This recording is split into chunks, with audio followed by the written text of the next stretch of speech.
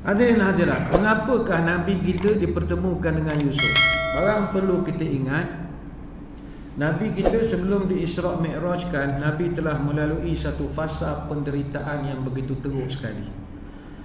Dihina, dipulaukan, dipukul, ditipu dan bagai-bagai lagi. Maka salah satu daripada objektif diadakan Isra' wal Mi'raj adalah untuk regenerate balik semangat Nabi. Jadi Nabi ni dia dah down, dia dah ketika balik daripada Taif dia down, dia dah tak tahu kan, dia munajat pada Allah, mana aku nak bawa Islam ni ya Allah, dia menangis. Jadi Allah bawakan Nabi ni berjalan, berjumpa dengan senior dia. Dan Allah aturkan banyaklah Nabi bertemu dengan Nabi itu, Nabi ni. Dan semua Nabi yang Nabi kita dipertemukan itu signifikan, sangat ada kait mengait. Bukan Tuhan aturkan saja-saja. Tujuan kamu dipertemukan supaya ambil semangat daripada mereka. Sebab dalam kehidupan kita berkerjaya pun ada masa kita down. Kita down. Tuan-tuan yang bekerja, jawat awam ke, tugas gaji bukan boleh main cocok, main transfer ikut bank, zaman kena pergi beratur, kena tarik cetok kan, zaman telefon pakai telegram dan sebagainya lagi. Maka kita akan jadi semangat balik. Dan itu yang diaturkan kepada Nabi kita. Sebab itu sebagai contoh, kenapa Nabi dipertemukan dengan Nabi Musa AS. Jumpa Nabi Musa bukan sebab faktor nak diskaun semayang saja. Jangan ingat, oh dia betulan jumpa dengan Nabi Musa sebab Nabi Musa nak suruh minta diskaun, semayang 50 tinggal 5. Dah. Nabi dipertemukan dengan Nabi Musa supaya Nabi tengok depan mata, ini orang penuh kena kecam dengan masyarakat, lebih teruk daripada engkau kena. Tapi bagaimana dia berhadapan dengan kehidupan? Semangat balik Nabi. Nabi Musa penuh kena teruk, tekanan, tuan-tuan. Teringat saya satu kisah Nabi SAW. Kita tahu Nabi ni Al-Amin, orang yang diakui seorang yang amanah. Tapi dalam keadaan semua orang iktiraf Nabi sebagai seorang yang amanah, pernah sekali Nabi dituduh makan duit. Pernah. Sahabat tuduh Nabi kong kali kong. Bayangkanlah, daripada kecil dia tak pernah tipu orang, bila sampai satu peringkat orang ngabar dia makan duit. Iaitu Nabi pernah dituduh tidak adil semasa pembahagian harta Hunain, yang mana perang ini berlaku selepas daripada Fathu Makkah, pembukaan kota Mekah. Yang masa itu adalah sejarahnya kenapa berlaku peperangan Hunain ini. Jadi puak-puak musyrikin yang berada di persekitaran Mekah, mereka dah tinggalkan Mekah, dah takut tengok orang Madinah datang. Jadi dia bergabung dengan puak Hawazin dengan Saqif, bentuk satu kekuatan. Dia tak boleh terima hakikat orang Islam berjaya tawan semula Mekah.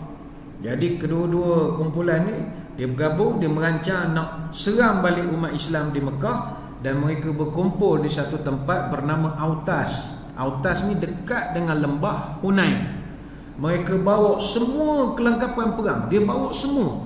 Dia bawa kelengkapan perang, termasuklah harta sekali.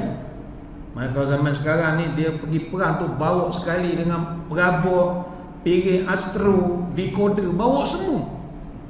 Macam pergi melancong semua bawa, naik karavan seolah begitu. Dan pasukan musuh diketuai oleh Malik bin Auf. Dia lembah Hunain ni terletak antara Mekah dengan Taif, tetapi dia lebih dekat dengan Taif lagi. Peperangan berlaku pada 6 Syawal tahun 8 Hijrah, bersamaan tahun 630 Masih. Jumlah orang Islam masa itu 12,000 orang, yang mana 10,000 adalah jumlah sedia ada yang datang daripada Madinah, dan 2,000 orang lagi adalah jumlah yang baru peluk Islam di Mekah ketika itu. Jadi pasukan musuh ketika itu sekitar 20,000 orang. Jadi orang Islam bila jumlah cecah 12,000, dia orang jadi overconfident. Ni masalah umat Islam. Bila dia ramai, dia rasa dia kuat. Dia pun overconfident. Sebab sebelumnya mereka hanya ada 10,000 kekuatan daripada Madinah, sekarang dah tambah jadi 12,000. Dia rasa dia kuat. Dan ini Allah tegur dalam Quran, qad nasarakumullahu fi mawatini katsira wa yauma Hunain iz a'jabatkum kathratkum falam tughni ankum syai'a. Allah Ta'ala menyebut, sesungguhnya Allah telah menolong kamu mencapai kemenangan dalam banyak medan perang dan juga medan Hunain, iaitu semasa kamu merasa megah dengan bilangan kamu yang ramai. Maka bilangan yang ramai itu tidak mendatangkan pedah pun kepada kamu walau sikit habuk. وَضَاقَتْ عَلَيْكُمُ الْأَرْضُ بِمَا رَحُبَتْ ثُمَّ وَلَّيْتُمْ مُدْبِرِينَ. Allah Ta'ala sebut mu sombong, ujian sikit kepada mereka. Ini surah Taubah ayat 25. Tapi Alhamdulillah pasukan Islam menang. 70 musuh-musuh telah terbunuh, 6,000 orang ditawan, dan rampasan ketika itu adalah rampasan terbanyak dalam sejarah peperangan Islam.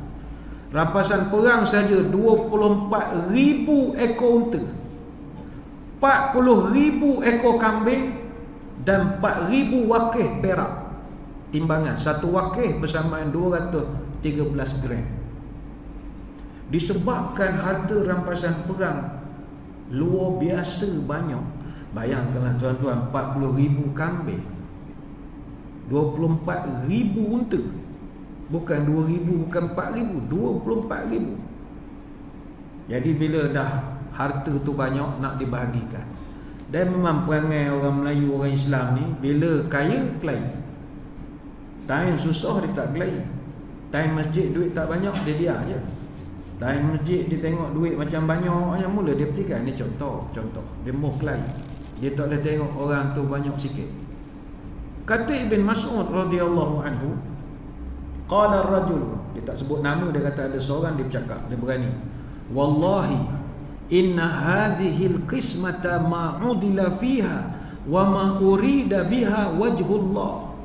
Kata lelaki ni, demi Allah, pembahagian yang dibuat ini tidak adil sama sekali. Yang buat pembahagian ini ni bukan bagi nak mencari redha Allah, ni nak menyenangkan kawan dia. Samalah macam ayat orang sekarang, kalau tak dapat habis dikutuk kan. Bantuan banjir tak sampai ke dia, rapat dia kutuk. Cuba dia dapat, senyap aja.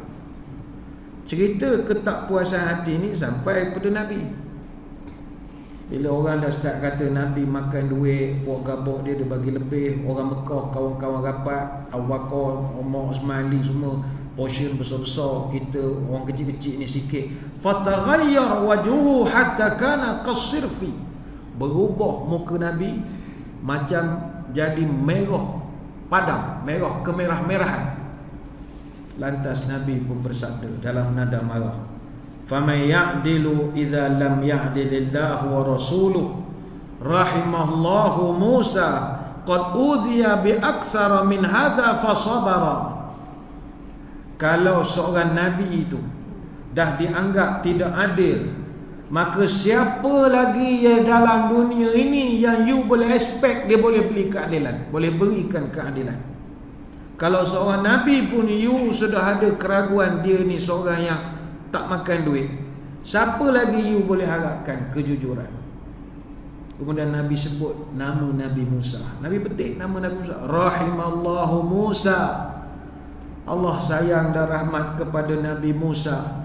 Tatkala mana Nabi Musa telah disakiti dengan cara yang lebih teruk daripada ini, tetapi Nabi Musa sabar. Dan Nabi diam, Nabi tenang balik. Sahabat heran, kenapa Nabi petik Nabi Musa? Sebab semasa Isra wal Mi'raj, Allah tunjukkan Nabi ni Nabi Musa, mu berkenalan dengan dia. Nabi Musa ini, dia punya tahap dimalukan oleh umatnya lebih pada apa yang Nabi rasai. Apa perkara yang telah menyakiti Nabi Musa sampai Nabi buatkan tu sebagai contoh? Ada satu kisah yang Nabi pernah bercerita kepada Abu Hurairah radhiyallahu anhu. Kata Nabi, kanat Banu Israel yaghtasiluna uratan yanzuru ba'dhum ila sawati ba'din. Nabi pernah cerita, puak-puak Bani Israel zaman dulu, dia budaya dia mandi telanjang, mandi ramai-ramai. Dia panggil public bathing, mandi beramai-ramai. Semua boleh belaka, tak berseluar, tak berapa. Dan bagi mereka benda tu biasa, tak ada apa yang nak dimalukan. Mana serupa, mana apa pelik, bukan ada modified, benda serupa itu je lah. Jadi apa yang nak dimalukan bagi mereka. Dan yaghtasiluna uratan, mereka mandi dalam keadaan bertelanjang, yang zuru ba'dhum ila sawati ba'd, dan masing-masing melihat aurat masing-masing. Dia memang hamamat amah ini dalam bahasa Arab, ataupun public bathing ini satu benda daripada dulu lagi ada. Zaman-zaman sebelum Masihi lagi. Hatta Jepun sampai sekarang dia panggil sento. Sento ni tempat mandi public memang tidak dibenarkan untuk berpakaian. Orang kalau istilah di UK dia panggil birthday suit, dia panggil pakaian birthday. Kita lahir-lahir kan tak baju. Jadi kalau kita tanya apa dress code untuk masuk sini, birthday suit. Balik je lah. Di sini masuk semua telanjang belaka. Dia nudist club ada setengah tu. Ni saya tak pergi, orang cerita kau. Macam tahu je ustaz, orang cerita. Orang cerita. Jadi zaman Bani Israel semua orang mandi telanjang, kata Nabi. Wa kana Musa alaihissalam yaghtasilu wahdahu. Tapi Nabi Musa sebab dia Nabi, dia tak mandi begitu. Dia mandi bersendirian. Dia tutup. Dia kan Nabi, takkan nak suruh orang lain. Disebabkan Nabi Musa ni, kata Nabi, dia mandi bersendirian, faqalu, maka mereka buat gosip, wallahi ma yamna'u Musa an yaghtasila ma'na illa annahu adaru. Dia orang geng-geng pakcik-makcik bawah ni ambuh mandi dengan kita. Apa sebab? Cuba teka. Apa faham? Illa annahu adar. Kenapa pula dia segan? Saya rasa annahu adaru, kemaluan dia pelik. Saya rasa kemaluan dia cacat. Sampai begitu orang boleh bincang pada seorang Nabi tentang kemaluan dia. Bayangkan tuan-tuan, apa perasaan kita. Orang bukan nak tengok ketokohan kita, kita punya karisma kepimpinan. Orang bincang pasal kemaluan kita. Apa perasaan pengurusi masjid? Orang bincang ramai-ramai punai dia. Apa perasaan imam besar? Orang bincang punai imam besar. Orang tak nak dengar ilmu, orang tak nak dengar percakapan. Orang dah mikir, keranalah gamak cacat dia, gini, dia bahas sama dia. Kalau kita tuan-tuan, ustaz-ustaz, orang netizen bincang kemaluan kita, tutup akaun Facebook, tutup, tak daya kita, karisma kita hilang. Tapi Nabi Musa dia boleh sabar. Nabi kita baru dituduh makan duit. Apa yang aibnya? Bukan benda dalam seluar. Nabi Musa orang gosip bincang benda rupa kemaluan dia. Tapi Nabi Musa sabar. Walhal Nabi Musa ni panah barang. Nabi Musa ni tuan-tuan antara Nabi yang panah barang. Dalam Quran ada diceritakan dia pernah masuk ke sebuah kota Memphis. Dia dapati dalam kota itu ada dua orang tengah gaduh bertumbuk. Seorang tu Bani Israel, seorang lagi orang kaum Firaun, musuh dia, keturunan Firaun. Geng-geng ni bertumbuk. Jadi puak Bani Israel bila nampak Musa datang, dia minta tolong. Tolong bang, tolong. Nabi Musa tengok, ini geng aku. Jadi dia pergi dekat. Apa yang dia lakukan? Allah rekodkan dalam Quran surah Al-Qasas ayat yang ke-15, fawakazahu Musa faqada alai. Nabi Musa tumbuk muka orang tu tadi, mati. Punya gagah Nabi Musa, dia hayun penumbuk sulung ni kan orang. Gagah Nabi Musa. Bila orang tu mati, tengok dah tak sedar, qala hadza min amali syaitan, dia panik. Dia kata ini bukan salah saya. Ni setan ganggu ni, setan ganggu ni. Orang penonton semua dah tak tahu Firaun datang. Aku tak tahu. Innahu aduwwun mudhillun mubin. Bukan saya, ni setan punya kerja. Ada yang kita tahu Nabi Musa terpaksa lari, akhirnya jumpa. Banyaklah resolusi history lah. Tapi Nabi Musa walaupun dia kalau ditumbuknya geng-geng pandai ngumpat apa semua boleh je. Tapi dia punya sabar luar biasa. Sehingga Nabi kita bercerita, fadhahaba marratan yaghtasilu fawada'a thawbahu ala hajar fafarra al-hajar bi thawbihi. Satu hari dalam keadaan dia dihina, di mana-mana orang gelak tengok muka dia, dia sabar, relax.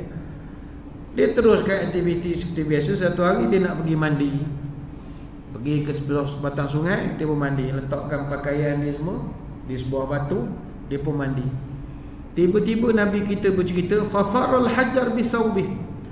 Batu yang Nabi Musa letakkan baju itu tadi, batu tu bergerak dan lari. Oh, ni pelik ni cerita dulu ni.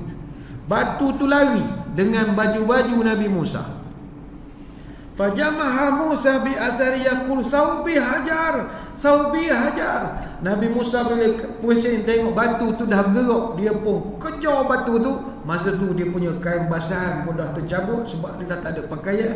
Dia kejar-kejar sambil memanggil, batu, itu baju aku." Dia panggil ke batu. Ketika Nabi Musa berlari nak mendapatkan pakaian kering dia itu, kebetulan adalah orang duduk tepi-tepi jalan. Hatta nazarat Banu Israel ila sawati Musa faqalu wallahi ma bi Musa min ba'sin. Ada sekumpul orang kebetulan berehat, dia nampak Nabi Musa, lalu ternampak aurat Nabi Musa. Lalu seorang itu dia mengatakan, fara'auhu uryanan ahsana ma khalaqallah. Katanya, ish molek sangat rupanya. Dia kata gitu. Lawa pada hak kita. Itu ayat ni. Lawa pada hak kita. Ini percakapan Bani Israel.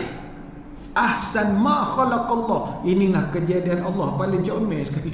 Dengan bawa kemaluan Nabi Musa. Tuan-tuan, ada dah buku ini hadis ke dok Ustaz, lain macam cerita ni, hadis Muslim. Hadis Muslim. Kemudian kata Abu Hurairah yang bawakan hadis ini, faqamal hajar ba'da hatta nuzira ilai. Batu itu berhenti, Nabi Musa ambil baju dia, fa akhadha thawbahu fatafiqa bil hajar darban.